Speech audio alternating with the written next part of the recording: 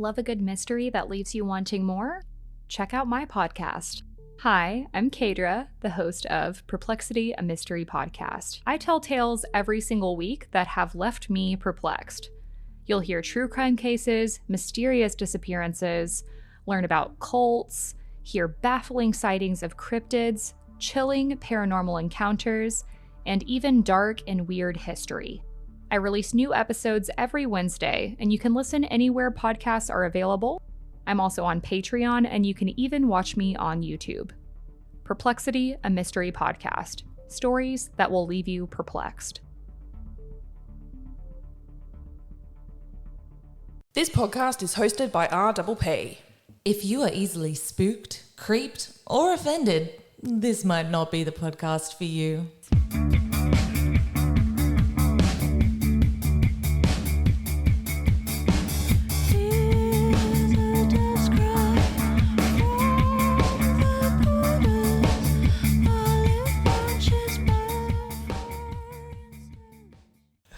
Can't read the time. Anyway, hello.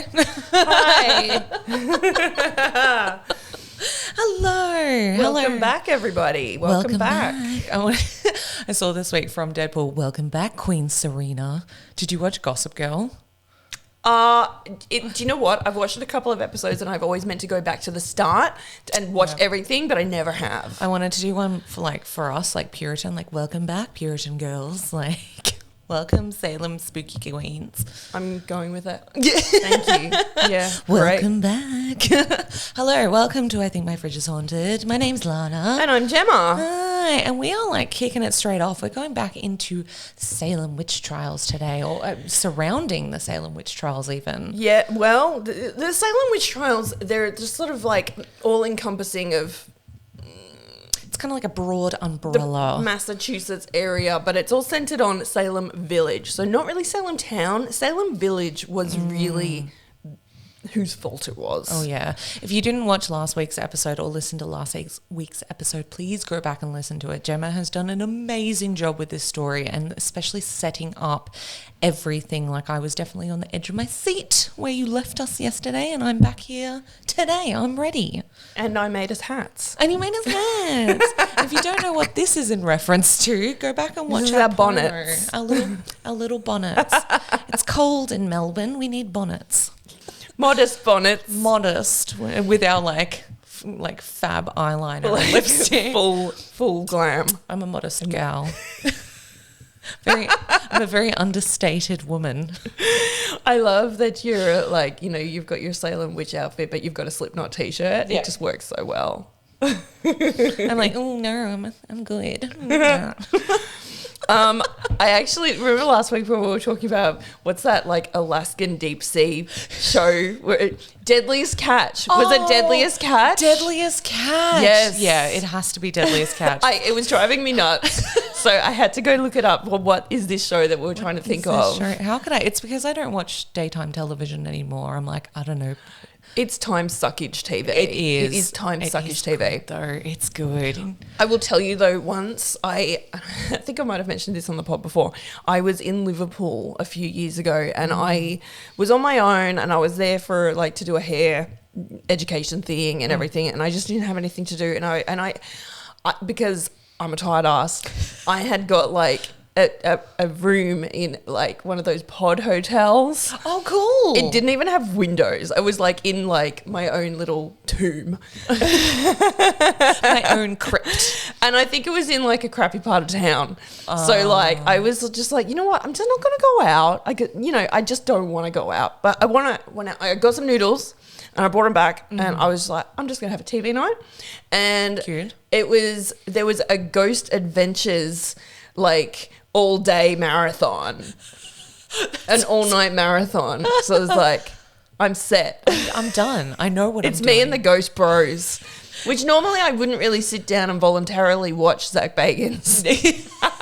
Especially like a marathon. But that night he was my friend. Yeah. I mean, he's going to keep you company. You and the ghost. Show yourself. Do it yourself. In your little pod. Yeah. Pod Hotel. Pod Hotel. No one can hear you scream. No one can hear you scream from the pod. Much like our podcast. Yeah, right. It was not unlike this room. Oh, God. Where are we going today, Gemma? What are we learning? So we're going back to Salem Village. And just so everybody knows, we're just going to skip Facts from the Freezer. We're going straight back into episode 2 of Salem Witch Trials. If you've not listened to part 1, please go back to the last episode. Listen to part 1 so you've got a little bit of context because there's going to be a part 3 as well next week. Confirmed. Hashtag confirmed. Hashtag part confirmed. Part 3. Hashtag coming soon. I'm so like cozy in this. I didn't realize like how cozy this was. I'm jealous of last week now. This is great. Yeah, bring back the bonnet, man. Bring back the bonnet. So we've got all these girls from last week. We've got the what's known as the afflicted girls, and they're claiming that there are witches in Salem Village. And last week at the end of the episode, one of the girls says Tituba is one of the witches. That's and right. She's the enslaved woman that lives with Mr. Paris and his family. And then they have also said she's not alone. There are others with her, Sarah Good and That's right. Sarah Osborne. Right. And this is like a woman they've been hanging out with, like having a good time, and they're absolutely Right. throwing them under. They seem to be throwing each other under the bus a lot. That is basically the underlying theme of the Salem Witch Trials. Who can we throw under the bus today? It's basically throw under the bus or be thrown under the bus. That's where we're at. Very like that, especially when we're talking about like life or death. You know, I imagine there's a lot of like, is the bus still running? Are we? Yeah, we're Dude, throwing I each would other. be hitchhiking out of there. I would be leaving. And our wonderful couple from episode 1 who could have left and decided Carries. not to. See this? Go back to episode 1. Please, Get some please. context. Come and then come back and join us. It's such a shit show. It was a mess. Okay, so let's go back to the Paris household. Mr. Paris is the minister of Salem Village. Yes. So Elizabeth Paris is his little daughter. She's like 8, 9 years old. Mm-hmm. She has just revealed that Tituba is the witch tormenting them all. And shockingly, Mercy Lewis, one of the other girls, has added that there is more than one witch in Salem Village.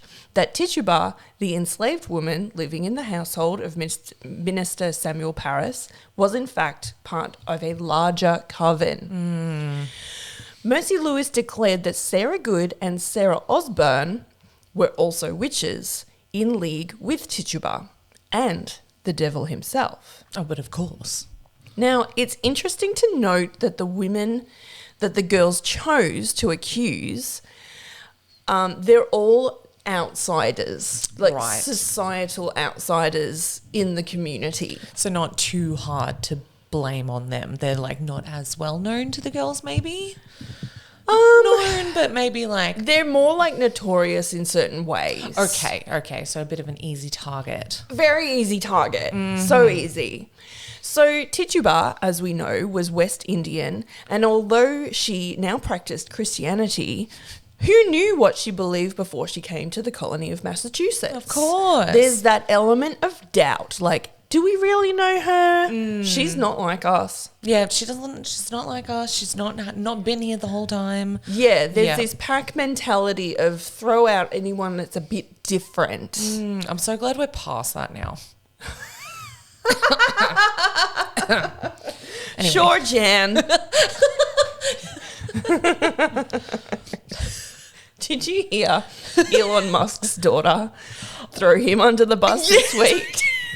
Couldn't be prouder. Freaking loved it. Loved it. Elon Musk, I hate him. Side story. Side story. Sorry, just a minute. So he's like, oh, I no longer have a son because he was killed by the woke virus. Oh, that's right. The Because woke virus. he has a trans daughter. Yeah. God forbid. How many kids does he have? He's like 12 He or has something. like 29 kids Come or on, something. 10 friggin'. Anyway, she came back and basically said he's like, he's a ketamine addict who's addicted to attention. Yeah.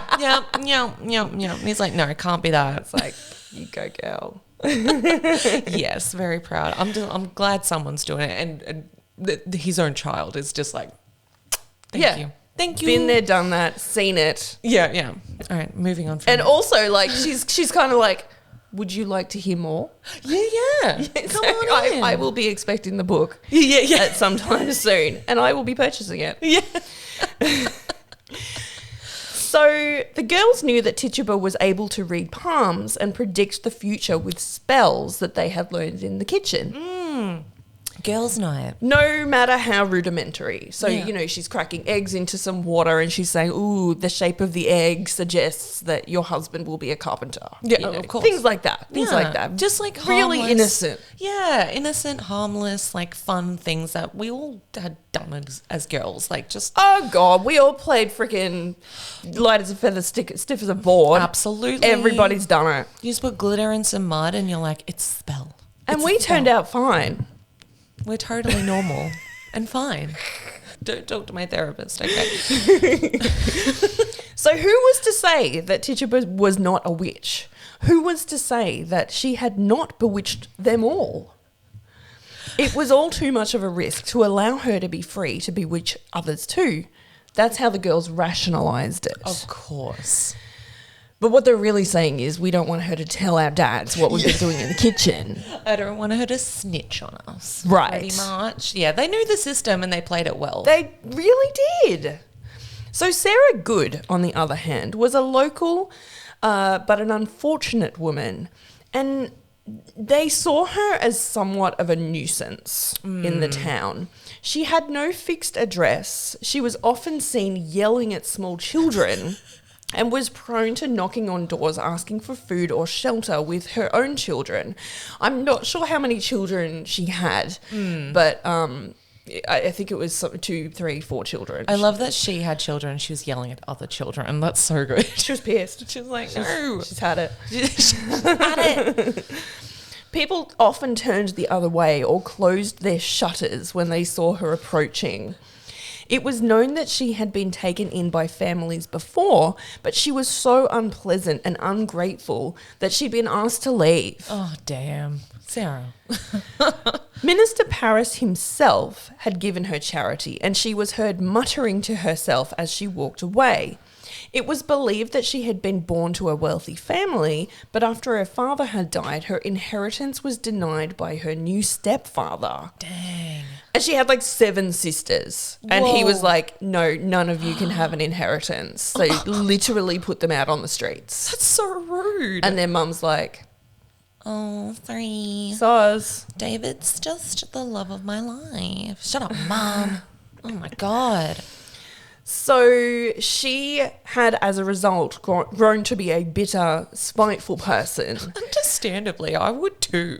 I was cheated out of that much inheritance. Well, I don't even think it was much. Like, it was just a roof over their head. Well, it's- and maybe a dowry. Yeah, right. It's not much It's to the- ask for. Yeah, it's the difference between a woman, you know, living on the streets and like living in a home. Yeah, and he's like, oh, I want a pool table. I've heard this billiards is coming in. I hear it's very popular. I want a selection of those mirrors, like, you know, that have like Guns N' Roses on them. Yeah, of course. For the pool room. Guys, He's got needs. he's got needs. So Sarah Osborne, so before that was Sarah Good that we That were was talking Sarah about Good. before.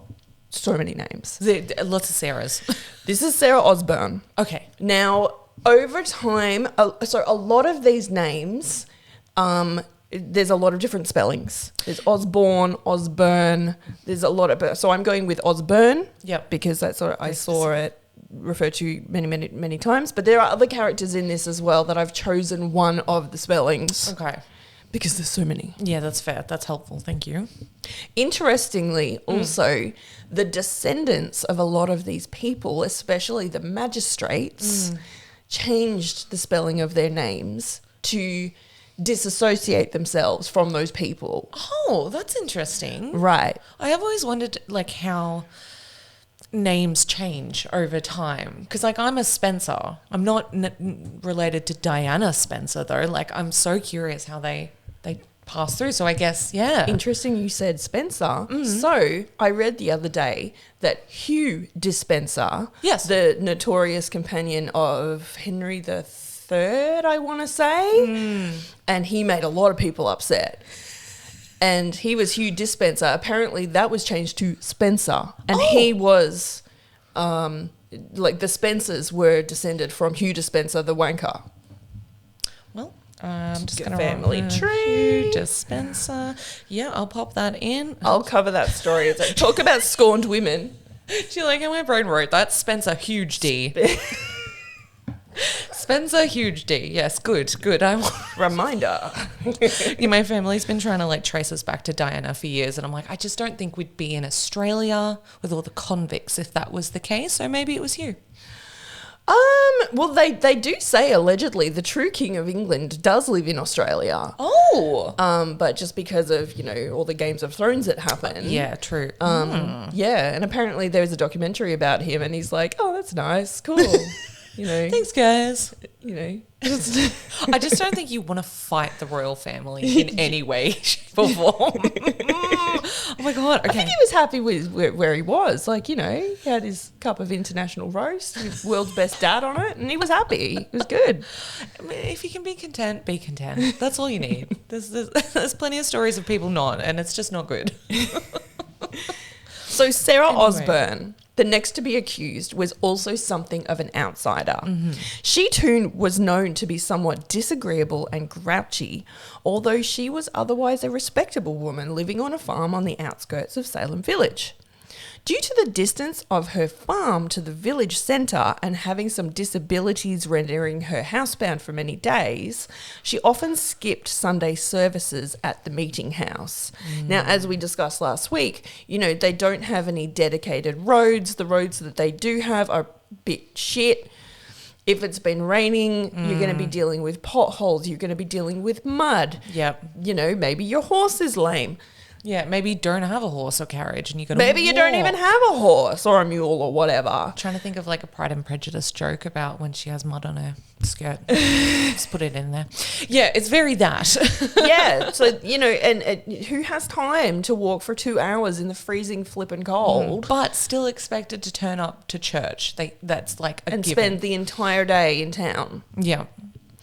So this gave her a reputation as being lazy. Or in the very least unwilling to take part in her community. She'd been married twice, with her first husband passing away. She didn't seem to have a good relationship with her new husband. So people now wondered, since she had been named, what exactly did her first husband die of? Ooh, the mystery. So they're going, oh, she's been named. I always wondered about her husband. I was always sus. Died in his sleep. Did he though? Did he though? It was a witchcraft. So it was around this time that the number of afflicted began to include older women of the community. So the girls that were going into fits and screaming and saying that they were being tormented by witches, up until this point, they'd been between the ages of 8 and about 18 years of age or 19 years of age. All right. But now, some older women are cottoning on. Yeah. And they're starting to think, I either become afflicted or I become a target. Yeah. So you've got to pick which one. Yeah. Yeah, right.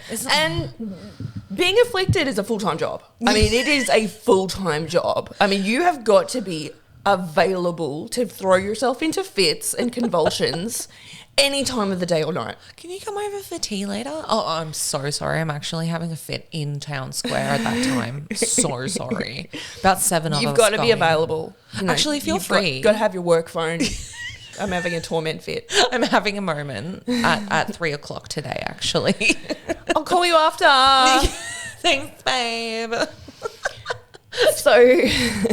So older women are joining the afflicted, and of particular note was Anne Putnam Senior, the mother of Anne Putnam. So Anne Putnam is the 12-year-old little cow that's like the head mean girl. That's right, our Regina George. The Regina.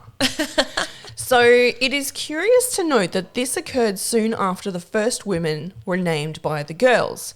Though Tituba, Sarah Good and Sarah Osborne were black sheep within the community, had they not been mothers and wives just as any other woman in Salem Village? Right.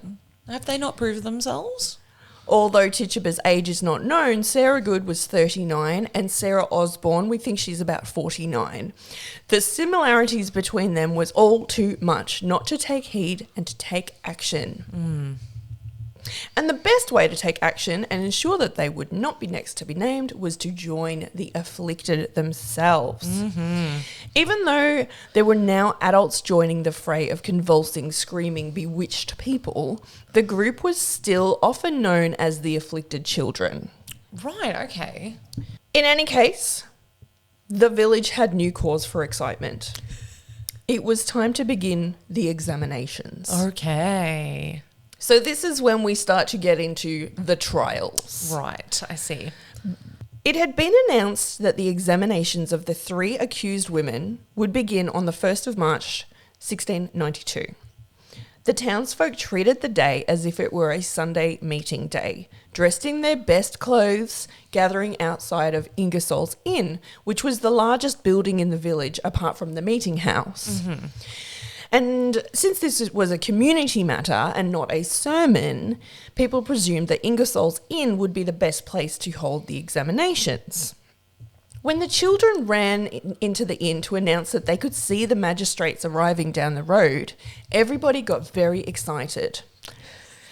The magistrates, John Hathorne and Jonathan Corwin, were accompanied by some constables as well as the most important men in the village, and they're all dressed in their best clothes. Of course. Now, Jonathan Corwin doesn't actually have a lot to do with the story. I think he just kind of like sat there and just watched for entertainment, for the most part. Well, there's not much to do here, so this would have been thrilling. Well, yeah, but John Hathorne, if you read some other books, sometimes he's referred to as Hawthorne. Right. But that, I believe, is because his, kinfolk down the line didn't want anything to do with him. So they put the W in there and the name became Hawthorne. Oh, there you go. See, another example there. So some authors refer to him as Hathorne, which is what I will do. Some are Hawthorne. Right, cool. Same guy. The 2 magistrates were well respected in the town and had consented to conduct the examination. They were both educated men, however, they both believed in witchcraft as well as the devil. They knew that undertaking such a task as discovering witches would throw them in harm's way, for the devil himself could attempt to distract and disorient them from the task at hand, leading them both into temptation. But they were also proud men, convinced of their own nobility, and they were determined not to let that happen. According to Shirley Jackson, John Hathorne, the presiding magistrate, was a handsome man, though cruel and narrow-minded. Jonathan Corwin, the second magistrate, was less proud and less handsome, but he was an ambitious man, happy to be in the centre of so much attention. Imagine being compared to one guy, super handsome, total asshole though. This guy, he's all right, but he's not handsome. Yeah. No. As it turned out, Ingersoll's Inn was in fact too small a venue to house everyone who had turned up to watch the examinations. Let's remember, theatre and song is not allowed in this time, in this community. So we're not looking at dance halls. We don't have town halls even like... This is exciting. Yeah. Something to look at, something to watch. Yeah. And also, they had an excuse to go apart from being nosy. Yes. That they're pious and they're God-fearing. Yeah. But really, they're nosy. they're just as hell. gossips. Yeah. They just want to see the drama. They want to see the drama. Imagine it gets to Monday and you're like, oh, you weren't there? You had to be there. Like, Yeah. So it was decided by Minister Paris that the matter concerned their spiritual welfare, and therefore the meeting house was best suited to the examination. The magistrates sat at a table facing the audience, with the afflicted children sitting in the front row. Between them would stand the accused. It was fitting to have the afflicted children in front of the magistrates so that they may view their reactions should some form of witchcraft during the proceedings affect their temperaments. Okay. They're kids. They Seems can't sit legit. still. Yeah. I'm sure this will go well. Yeah. After Minister Parris said a prayer to the congregation, the accused women were brought into the room. Sarah Good was angry and pulled away from the men gripping her arms. Sarah Osborne was scared. Tituba just seemed kind of bewildered. Like, what is Like, going how did on? I get here? Yeah. What white nonsense is this? What in the Caucasity is going on? Like, what? What in the white nonsense? Yeah. Yeah. The constables testified that the homes, or nearest thing that they had to a home at least, of the three women had been searched, and that no magical instrument or evidence of magic had been located therein. The women were then asked to plead guilty or not guilty, with all three women firmly stating that they were not guilty. After that, each woman was examined separately. Sarah Good went first, while Sarah Osborne and Tituba were accompanied back to Ingersoll's Inn to wait their turn. The examinations were recorded by one Ezekiel Shiva, who I might add was in no way an impartial scribe. He puts a few of his own little opinions in there. Oh. He was a bit of a bitch. We got another peeps on our hands. Ezekiel. John Hathorne asked, so they're basically, you've got one job, just write down what they say. Yeah, easy done. And he's like, she totally looks like a witch. She looked at me at one point and I swear to God, I felt just a presence. Like, yeah. It's not about you, Ezekiel. So John Hathorne asked Sarah Good, and I'm just going to go through, because there were so many people that were examined over the course of this, but I'm just going to go through Sarah Good's in almost not its entirety, but in a fair bit of detail, just so that you can get a idea of the feeling of The room, the proceedings. Yeah, great. But I'm not going to be going through that with every single person that was examined, because we would literally be here till next year. Yeah. So just getting an idea of what's happening. Right. So John Hathorne asked Sarah Good, "What evil spirit have you familiarity with?" To which she replied, "None." What an opening line. Like, I think I'm desensitized to it at this point. oh yeah, that's fair. He asked, "Have you made no contact with the devil?" To which she replied, "No."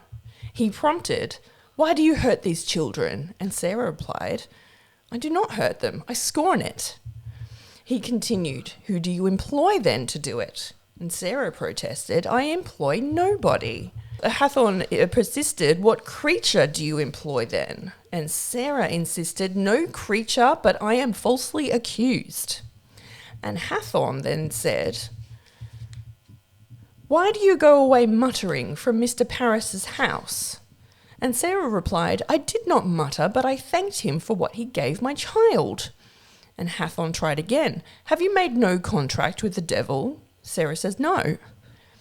Hathorne then, as Ezekiel Shiva writes it, desired the children, all of them, to look upon her and see if this were the person that had hurt them so. And so they did look upon her, and said this was one of the persons that did torment them. Presently, they were all tormented. Oh, of course. Of course, the girls all fell down into screaming fits, rolling around on the floor and running up and down the pews. The audience fell into fear and confusion. One woman fainted. People scrambled to move away from the woman they now knew must be a witch. The afflicted children screamed that she was biting and pinching them, presumably with her spectral self. Oh, yes. As Sarah Good herself stood before the magistrates watching the chaos unfold. Hathorne continued, "Sarah Good, do you not see now what you have done? Why do you not tell us the truth? Why do you thus torment these poor children?" And Sarah said, "I do not torment them." Mercy Lewis, one of the afflicted girls, shrieked, "Goody Good is going to bite Mary Warren." And of course, Mary Warren gasps and answers that she was in fact bitten. How convenient. How convenient. Minister Parris calls out, "Turn her away." and 2 constables pull Sarah Good around so that she is no longer looking at any of the afflicted girls. As soon as she was turned, the girls became calm and quiet as if by magic.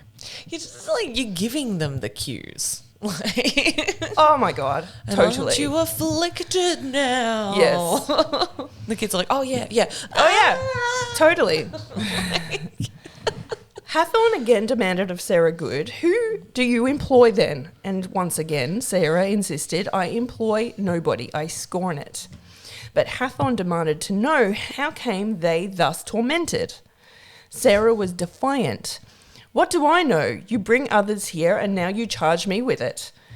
Hathorn takes this and runs with it. "Why? Who was it?"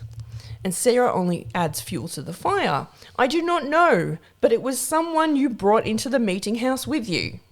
Hathorn says, "We brought you into the meeting house." To which Sarah says, "But you brought in 2 more." Hathorn is not giving up and he sees an opportunity to move things along. "Who was it then that tormented the children?" And Sarah gives up and she said, "It was Osborne." Oh, right. Hathorn doesn't believe her. When they had turned Sarah Good around, the children had become quiet. He saw it himself. And kids don't lie. She and Osborne must have been in league with each other. "What is it that you say when you go muttering away from persons' houses?" he says. And Sarah says, "If I must tell, I will. It is a psalm." So, Hathorn demands to know which psalm, and Ezekiel Shiva writes, "After a long time she muttered over some part of a psalm." So Ezekiel doesn't know his psalms. Ezekiel's like, I'm not interested. Some shit. She said something. I don't know. Hathorn must feel somewhat satisfied at this time because he starts to wrap up the examination. "Who do you serve?" he asks her. Sarah says, "I serve God." "What God do you serve?" "The God that made heaven and earth." Shiva writes then in his own opinions, "Though she was not willing to mention the word God, her answers were in a very wicked, spiteful manner, reflecting and retorting against the authority with base and abusive words and many lies. She was taken in." Oh my God, not biased at all.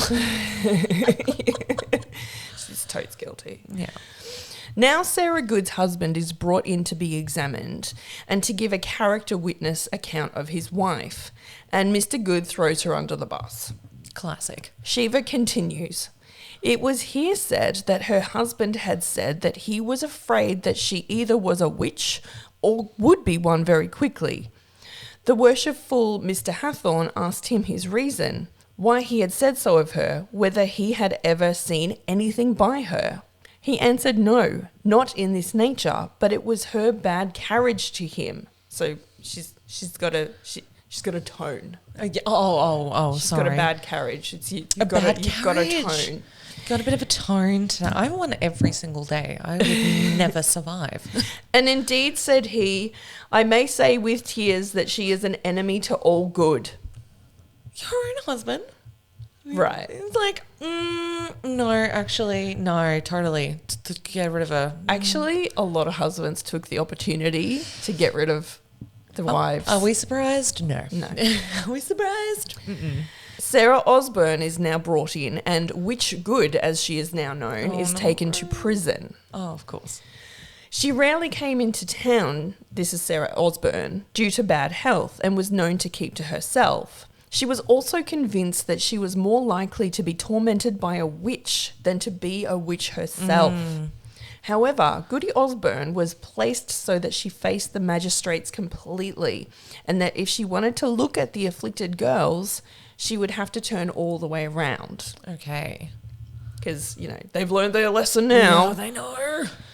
Nevertheless, as Ezekiel Shiva writes, "The children above named, being all personally present, accused her face to face, which, being done, they were all hurt, afflicted, and tortured very much. Which being over, and they out of their fits, they said that Sarah Osborne did then come to them and hurt them. Sarah Osborne being then kept at a distance personally from them. S. Osborne, 'cause sometimes he just writes in shorthand, was asked why she then hurt them. She denied it. It being asked of her how she could so pinch and hurt them and yet she be at that distance personally from them, she answered she did not then hurt them, nor never did. She was asked who then did it, or who she employed to do it. She answered she did not know, that the devil goes about in her likeness to do any hurt.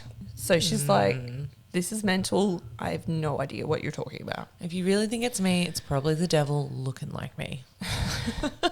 But that's the thing, though. Well, you must have signed his book. Yeah, you must have done it. You must have brought him out. It's your fault. Yeah. Of course.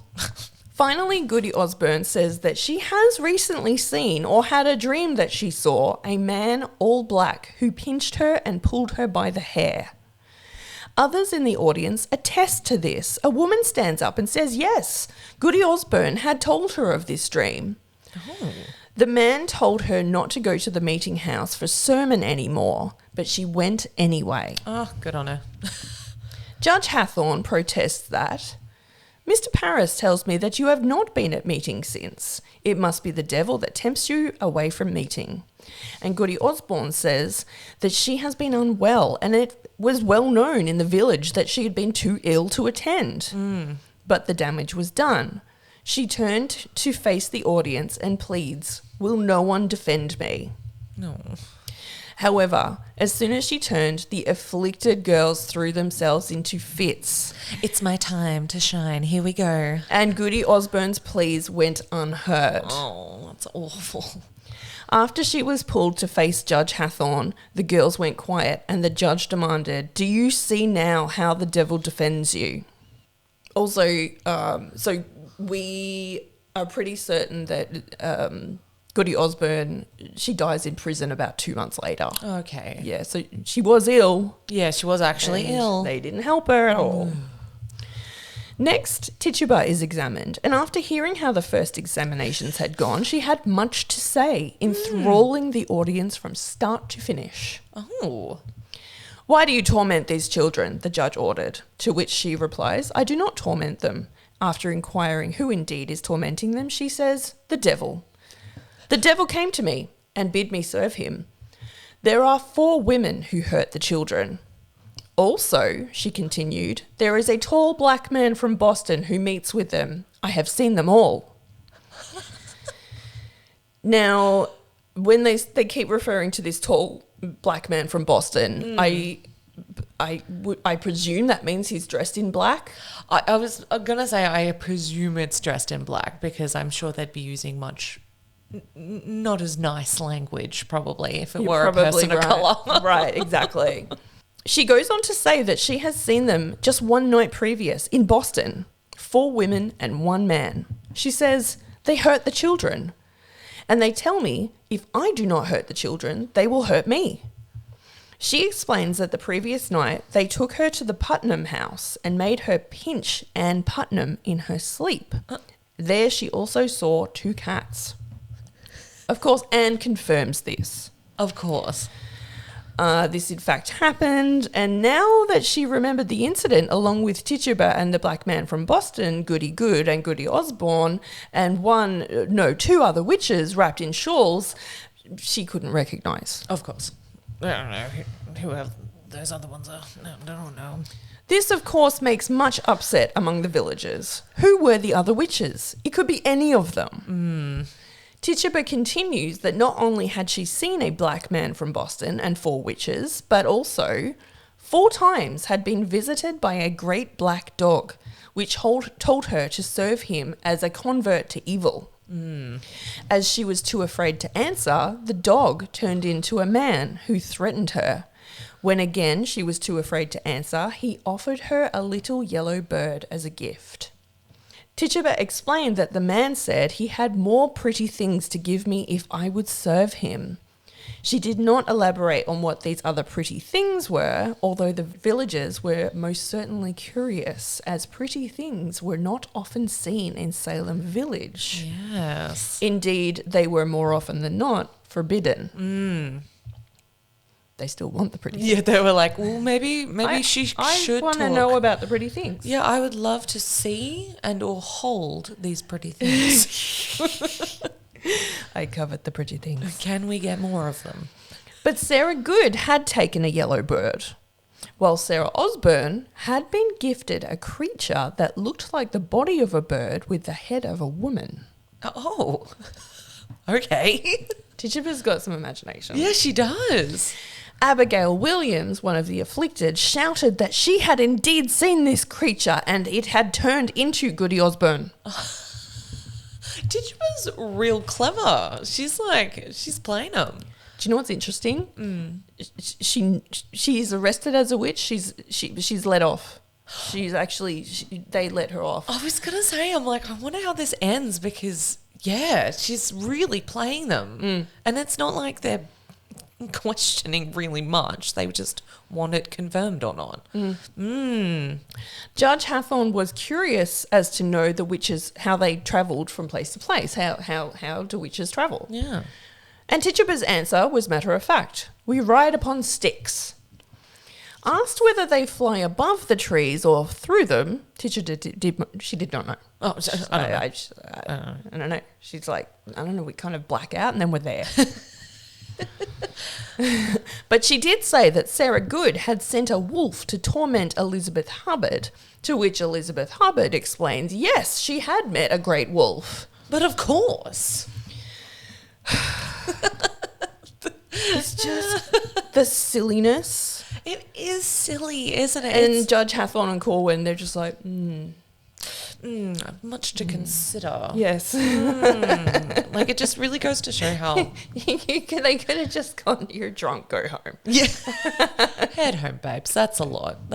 Like, just how simple life must have been. Because, I don't know, as humans, we just crave the drama. We want drama. We want If it. you suppress the drama, we will find a way. We'll find a way.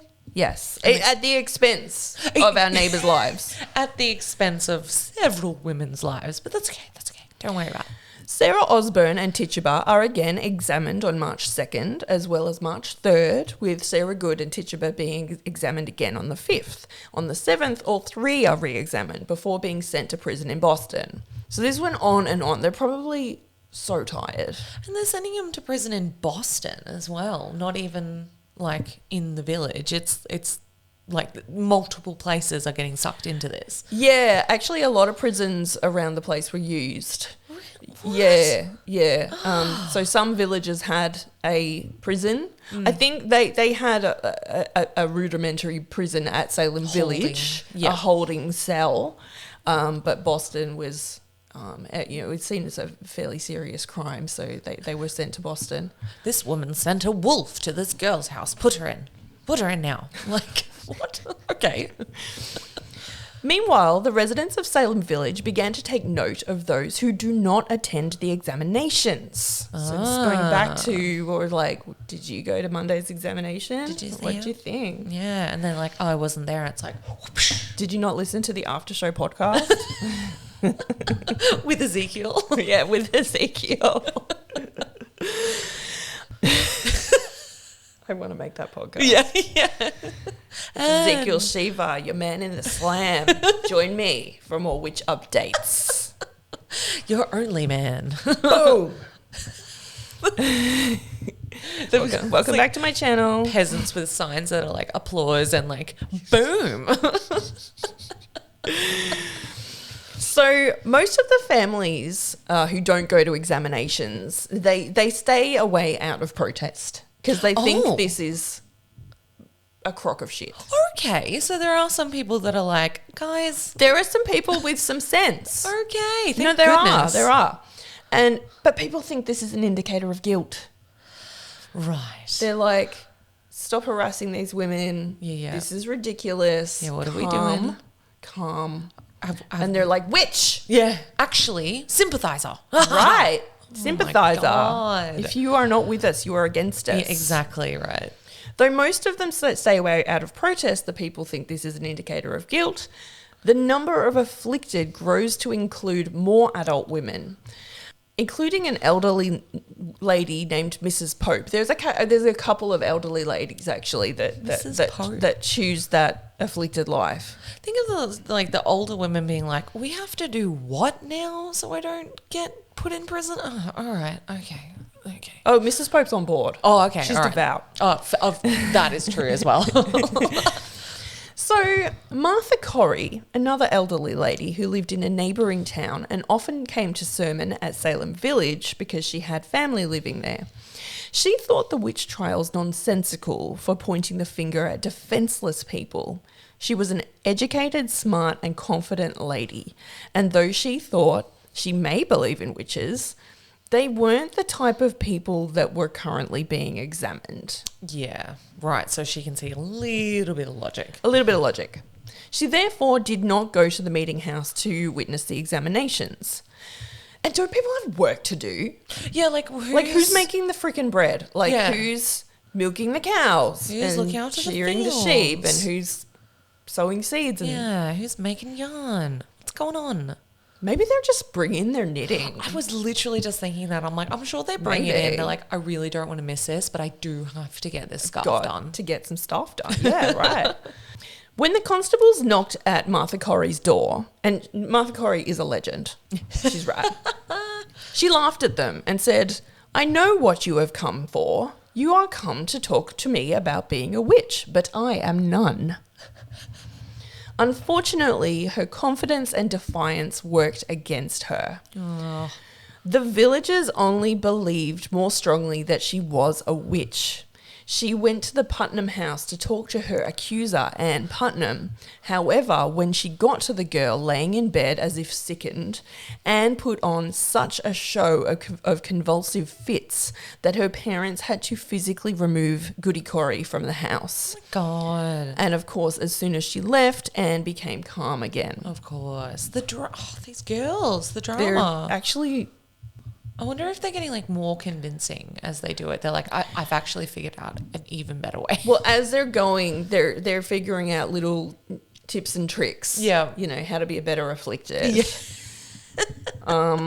Listen to my afflicted podcast. Get ready with me. Yeah. They're becoming, the fits are becoming more and more elaborate. Goody Corrie had no more success at her examination, during which she laughed and proclaimed that the blindness of the judges would be removed and that they would see the truth. The crowd is whipped into a frenzy of hysteria. The girls go into fits and bite their lips, making them bleed. They show bite marks on their skin to the magistrates, presumably also made by themselves. But to the hysterical crowd who were convinced Goody Corrie was a witch of the worst kind, it was plain to see that spectral forces had tormented them such.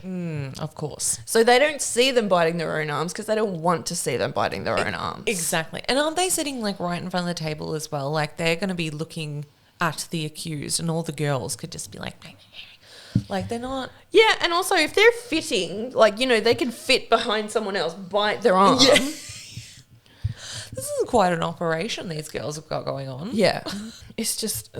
Yeah. I But can't you're even. so spot on. Like they don't want to see that. They don't want to see it. Yeah. In later examinations, the girls make shallow insertions into their skin with pins, later to convince the crowds and the magistrates that they were being placed there by the witch being questioned. So they're putting pins under their skin, and then later they're having a fit and then going, oh, look. Oh, the witch. You know, they'll pull up their dress and they're like, she put pins here. What? Gross. Yuck. One of the older afflicted, Mrs. Pope, stands up and declares that Goody Corrie is tormenting her by such way of pulling the very bowels from within her. Okay. It's an awkward way to say that you went to the outhouse this morning. Like, what? In an apparent show of objection to such treatment, Mrs. Pope throws her muff at Goody Corrie. Oh, it's getting fierce. It was a crap throw, and the muff landed uselessly in the space between them. Just just very softly. Enraged and apparently well enough to throw things around the room despite her bowels being pulled from her body, Mrs. Pope takes off her shoe and throws it harder, hitting Goody Corrie in the head. What the fuck? What is happening? Chaos is ensuing. And the judges are just like, Oh, it's witchcraft, apparently. they're all affected by it. And poor Goody Corrie cannot win this examination. As she is led out of the meeting house, she says, "Ye are all against me." Giles Corrie, her husband, is no help in the matter. He is called up as a witness next and attests to the fact that Goody Corrie is most probably bewitched, for she had been acting oddly. And now that he thought of it, the cat had also been acting oddly, and the cow had been acting oddly. However, later he considered that the cat was actually acting quite normal now, and so was the cow. He went back into town to tell the magistrates that he had been mistaken in his statements. They respond by having Goodman Corrie arrested and sent to prison on suspicion of witchcraft. So he hasn't actually even really done anything. At this point, they're just flipping a coin. They're like not risking it. A prominent family called the Nurse family had risen from poverty and gained a reasonable level of wealth and prestige within the community. Although they had their own meeting house in nearby Topsfield, they often came to sermons at Salem Village in order to spend time with family there. Right. After the witch trials started, however, they switched back to their own meeting house in Topsfield along with some other families who also opposed the trials. Fair. Rebecca Nurse was a devout woman in her 70s. She was a frail figure and almost deaf. By all accounts, she was not a woman of great opinions, rather a quiet woman who lived a simple life. The dream. Yeah. The dream. Her sisters had married into other prominent families, the Easties and the Cloys. But how did her family rise from nothing to their current state of relative wealth? Had she held communion with the devil to raise her fortune? Yes. And keep in mind that Goody Nurse is seen as one of the most devout women in the village. Right. Some years ago, the Nurse family had been involved in some land ownership disputes, according to Shirley Jackson, between the villagers and the land-owning faction to which the Nurse family belonged. But the Nurse family had also been opposed to Mr. Paris being appointed as the new minister. Oh, okay. Salem Village had a reputation for forming tumultuous relationships with their ministers, often due to ongoing community politics between families. Well, there's nothing else to do. Well, yeah. So maybe it is the above petty family feuding that leads Anne Putnam Sr., Anne's mum, who appeared to have a particular disdain for Rebecca Nurse, to take this opportunity for revenge and accuse her of witchcraft. Goody Nurse is forced to rise from her sickbed and attend the meeting house for her examination. Barely understanding what's happening and unable to hear most of the question, Goody Nurse answers mostly with affirmations of piety.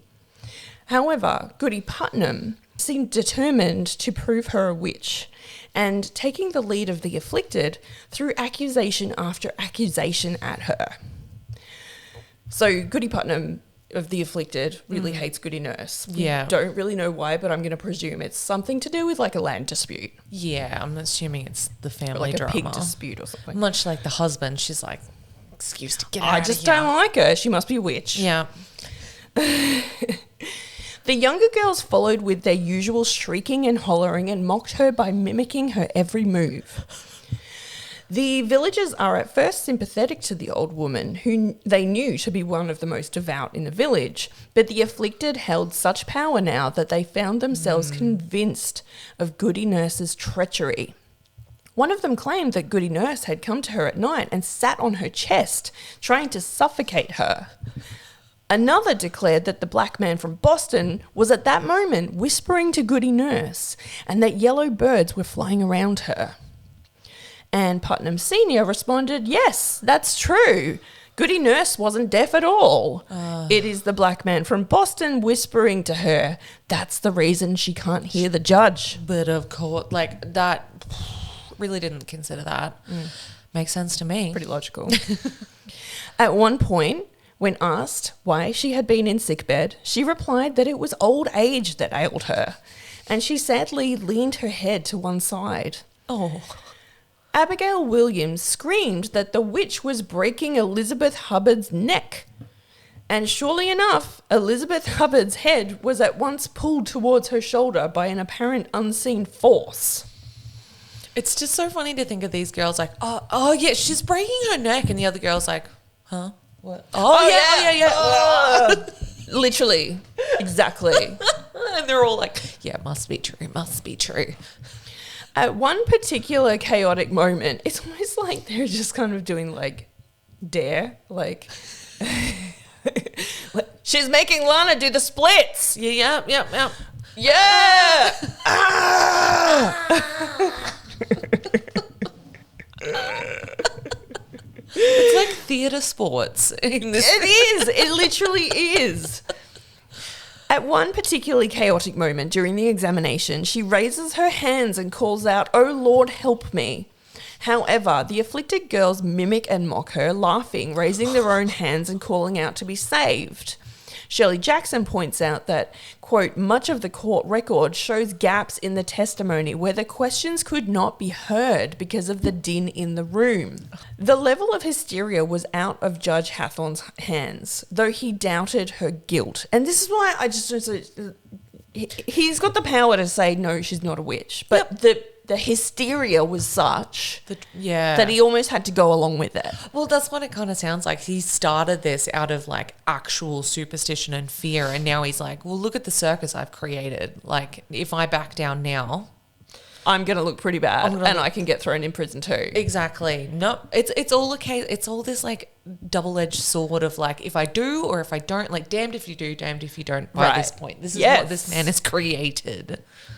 And he says to Goody Nurse, "I pray God clear you if you be innocent." And she too was sent to prison. Damn. So Rebecca Nurse, Goody Nurse, she's kind of like one of the most famous of the accused because she was so innocent. And there's a couple of others as well. I mean, they were all innocent, but like she was kind of the one that a lot of people remember. Yeah. So blatantly innocent, maybe. Yeah. And yet, here we are. And yet. Shortly after, Deodad Lawson, a minister renowned for his passionate fire and brimstone sermons, came to Salem Village to fan the flames of hysteria. Upon meeting one of the afflicted girls at Ingersoll's Inn and witnessing her in fits of torment, he became convinced that the witches were showing signs that they feared his presence. I bet they did. These guys, these judges and these freaking ministers, they're coming in and they're like, "I'm here, bitch. Show yourself." Ghost bros. They're like full-on ghost bros. Full-on ghost broing them. In a notorious 3-hour sermon, which was later printed as a pamphlet statewide and made available as far away as England, Lawson urged the people of Salem Village to act vigilantly, to seek out witches, even if they are neighbours and friends, and to turn them in. Oh God, here it goes. Like this is the the deluge. Yes, you can't stop this. I mean, I could just wrap this, and a bunch of people died because they're all dickheads. Because they're idiots. See you next season. Spoiler. Spoiler alert. Was it 500-600 years Yes, later? sorry. If you don't know now what's happened, you know. Yeah. If Sorry, you haven't seen the end of 400. The Sopranos now, you've had time. Many husbands at this point turned their wives in. Yep. One woman was arrested upon her neighbour recalling an argument that she had witnessed the woman having with her husband some 5 years ago. Oh, of course. The pamphlet containing the sermon takes the news of the witch trials at Salem Village further than ever. The following week, at Sunday meeting, and attempting to be as vehement as Mr. Lawson, Mr. Paris tells the congregation that they must seek out the devils among the congregation. Goody Nurse's sister, Goody Cloyes, is so angry that she stands up, storms out, and slams the door of the meeting house. Days later, she is accused, arrested, and sent to prison. Yeah. Yeah. Damned if you do, damned if you don't. And that's where we're going to leave part 2. Okay. Oh my God. Like, It's exhausting, isn't it? it's just the blatant stupidity. I'd be taking a horse, mule, whatever, Yeah, I'd be- whatever's available. I'd be walking. I'd be putting on, what did you call them? Oh, my Sock sack shoes. Sack shoes. My little sack shoes. I'd be getting some sack shoes. Just get I'd be out walking. of there. Like, I know that these people are very devoutly, Devout. God is the MVP here. But if you saw this happening and you looked around, you're like, this isn't the God I know. Like, surely this cannot be right. Like, I'm getting out of here.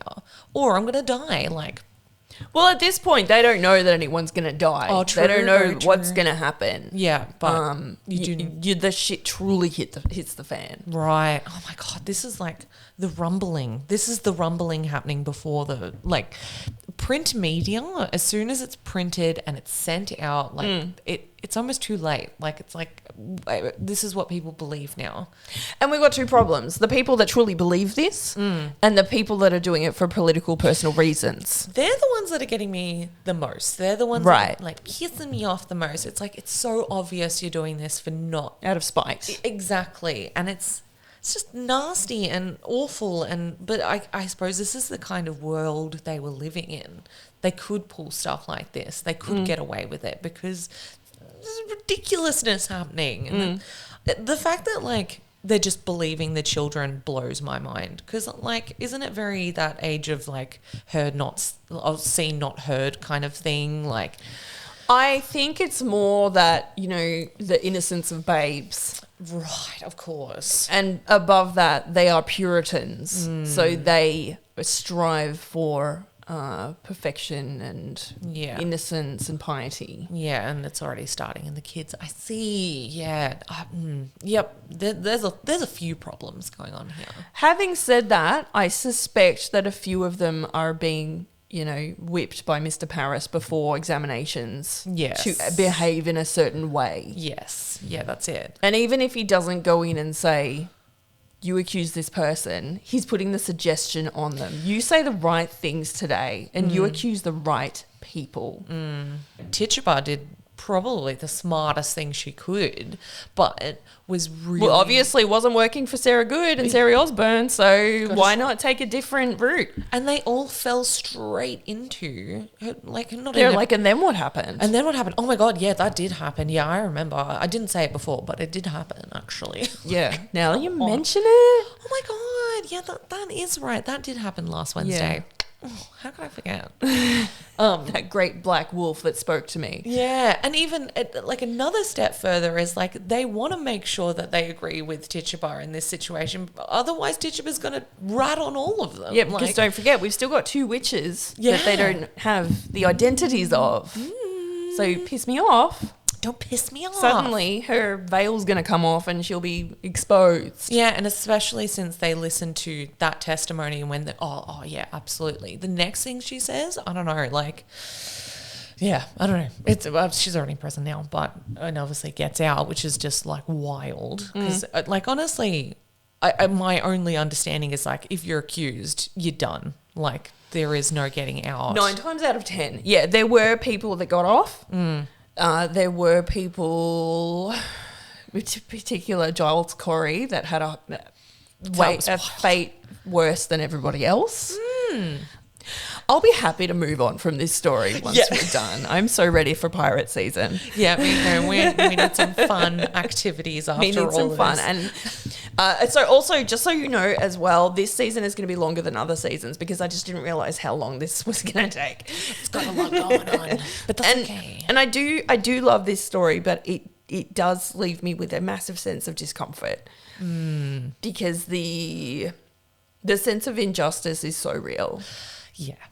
And for something, what we do in particular is all we want is justice. And this is so huge that you can't even, like, even if there is a small win within this, it feels like nothing almost. Look, there is definitely a lesson to be learned. The hysteria is like, I think it's definitely thought of something quite old as well. It's not. It's still very present. We just have way more information in our faces to kind of fuel it, I guess. But and a lot more people.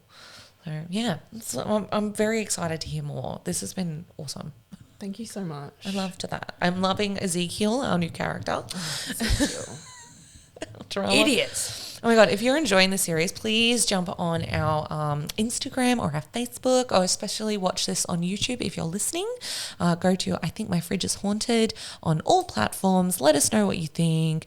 We're getting towards the end of the season, as you know, it's going to be a bit longer, but we're almost there. So tell us what you loved this season. It was quite a mix. It was a real mixed bag. It was fun though. It was really fun. Yeah. And if you made it this far in the video, drop a bagel emoji in the comments. A bagel emoji. Yeah, just since I've been craving a bagel the last few days, and I'm heading to Chadstone this afternoon because my coffee machine broke down. So maybe I'll get a bagel. I'll get a little bagel. You know what? It's my birthday, so yeah, not today, but soon. So I want to go get a coffee machine. It's bagel time. It's and coffee bagels. machine time. We're gonna go get coffee and bagels in our bonnets. Not me being like, oh, let's do it. See you next week, everyone. Until next time. Until next time, everyone, be creepy. But don't be a creep. Bye.